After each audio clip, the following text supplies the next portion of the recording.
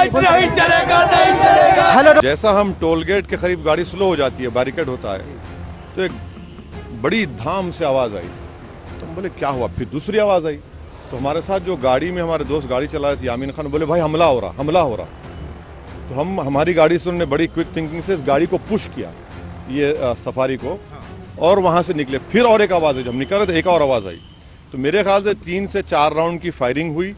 हमारी गाड़ी के लेफ्ट साइड के ऊपर 2 होल्स के निशान है, एक गोली शायद, और एक निशान है लेफ्ट साइड मडगार्ड के ऊपर।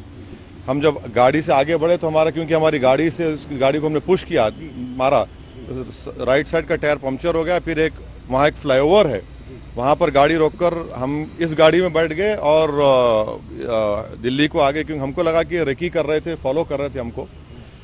हमारे जब ये हमला हो रहा था, हमारे पीछे जो फॉर्च्यूनर थी जिसमें हमारे एक्स मेयर माजिद थे, उसके ड्राइवर ने एक शूटर पर गाड़ी चलाई, चढ़ा दी एक ऊपर। जो रेड हुडी पहना था, 2 लोग थे, रेड हुडी पहना था, एक व्हाइट जैकेट। तो जो रेड हुडी पहना हुआ था उसके ऊपर गाड़ी चलाई, उसके पैर पर चलाई, वो गिरा। तो जो व्हाइट जैकेट पहना था वो उल्टा उन 2 फॉर्च्यूनर पर गोली चलाया। तो अब हमारी थोड़ी देर पहले एडिशनल एसपी वहां से जो है जिम्मेदार, उनसे बात की। उन्होंने कहा कि हाँ सर, आर्म्स जो इस्तेमाल है वो भी मिला, हथियार भी मिला, और एक शूटर पकड़ा भी गया। तो हमारी इलेक्शन कमीशन ऑफ इंडिया से ये गुजारिश है कि इसकी इंडिपेंडेंट जांच करवाई जाए, और ये कौन है लोग, किसका दिमाग है इसके पीछे, और आखिर क्यों ये हमला हुआ, किसने ये कॉन्स्पिरेसी की, ये जानना बेहद ज़रूरी है। सुनिए, और हम स्टेट गवर्नमेंट और मोदी गवर्नमेंट दोनों से ये कह रहे हैं कि ये इनकी जिम्मेदारी है कि वो इंडिपेंडेंट जांच करवाएं, और इसके पीछे दिमाग किसका है। आखिर ऐसे कैसे हो सकता है कि टोल गेट के ऊपर ये लोग 4-4 राउंड फायरिंग एक सिटिंग एमपी के ऊपर करते हैं। हम तो अल्हम्दुलिल्लाह कुछ नहीं हुआ, हमको खैरियत से हैं, मगर अल्लाह बचाना जब चाहता है तो कोई कुछ नहीं कर सकता। मगर आज ये हुआ है। अभी हम मांग करते हैं कि जल्दी से जल्दी इसका हल हो, और जो प्रशासन है, प्रशासन ने अपनी लापरवाही दिखाई है। ये गुंडा राज है, गुंडागर्दी चल रही है यहाँ पर। ये समाजवादी और ये बीजेपी दोनों एक सिक्के के पहलू हैं, एक दूसरे की सपोर्ट कर रहे हैं। इनकी सबकी मिलीजुली साजिश है, साजिश के तहत ये हमला किया गया है। हम लोग किसी सूरत इस हमले को बर्दाश्त नहीं कर सकते। हम मांग करते हैं कि जल्दी से जल्दी 2-3 घंटे के अंदर इनकी जो दोषी हैं उनको पुलिस के सामने लाए। किसी लीडर के ऊपर इस तरह से हमला किया जाए। एक केस तो हमने ज़रूर सुना है कि राजीव गांधी को वहाँ मद्रास में कत्ल किया गया। क्या इस तरह की राजनीति हिंदुस्तान में चलेगी?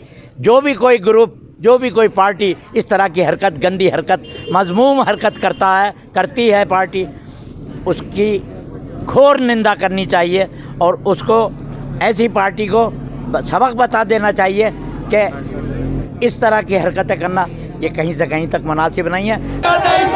हेलो दोस्तों, मैं हूं वजीहुल हसन आज़ाद, आप देख रहे हैं द नेशन वॉइस। अभी मैं जब क्रॉस कर रहा था संभल विधानसभा क्षेत्र में, तो अभी देखने को मिला कि यहाँ पे जो ओवैसी साहब के कार्यकर्ता है संभल विधानसभा क्षेत्र में काफ़ी आक्रोश में हैं, क्योंकि आज उनके सदर साहब के ऊपर 4 राउंड फायरिंग हुई। तो आइए हम इसे जानने की कोशिश करेंगे कि इतना आक्रोश है, किस बात का आक्रोश है। तो आप बताइए कि क्या बोलना चाहेंगे आज के हमला पे? देखिए, जिस तरीके से ओवैसी साहब के ऊपर हमला हुआ है बहुत ही निंदनीय है। जिसने भी ये कदम उठाया है बहुत गलत उठाया। जिसने भी उठाया ये इसलिए उठाया, उसको दिख रहा था कि हमारा वोट बैंक खिसक रहा है, क्योंकि जो उत्तर प्रदेश की जनता है वो ओवैसी साहब की तरफ रुख कर रही थी।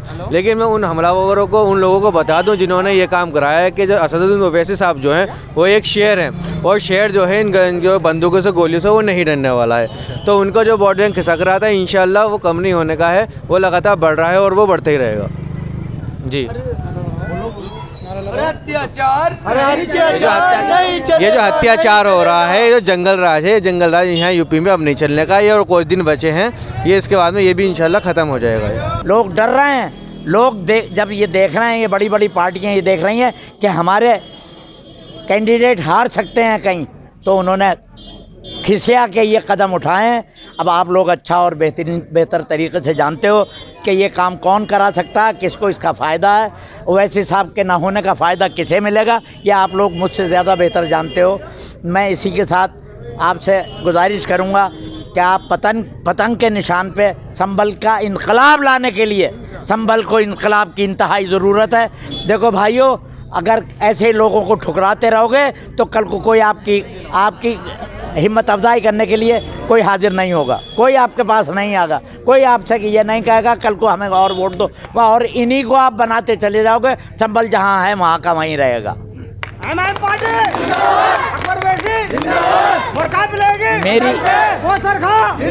मेरी आप लोगों से गुजारिश है कि आप लोग संभल के अंदर एक इनकलाब बर्पा करके दिखा दो। आपके हाथ में ताकत है, वोट की ताकत। जो बात किसान नेता कहता था कि इनका जवाब वोट की ताकत से दिया जा सकता, तो यकीन करो इस सरकार का जवाब, इस सरकार की जुल्म और ज़्यादतियों का जवाब सिर्फ वोट की ताकत से दिया जा सकता, और आपके हाथ में वो ताकत है। आज अगर आप चाहो तो इसे इस्तेमाल कर सकते हो।